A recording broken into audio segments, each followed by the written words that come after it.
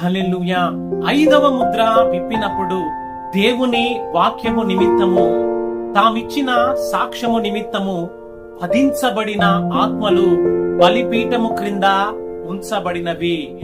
సత్య స్వరూపి అయిన పరిశుద్ధాత్మ దేవుడు త్వరలో సంభవించు సంగతులను నీకు తెలియజేస్తూ ఉన్నాడు. దేవుని వాక్య నిమిత్తము వధించబడిన ఆత్మల నిమిత్తము దేవుడు అనుగ్రహించే ప్రత్యక్షత.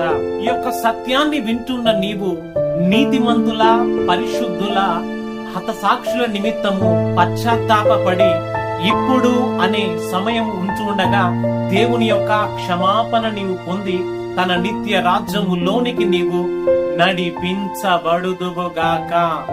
ఆమేన్.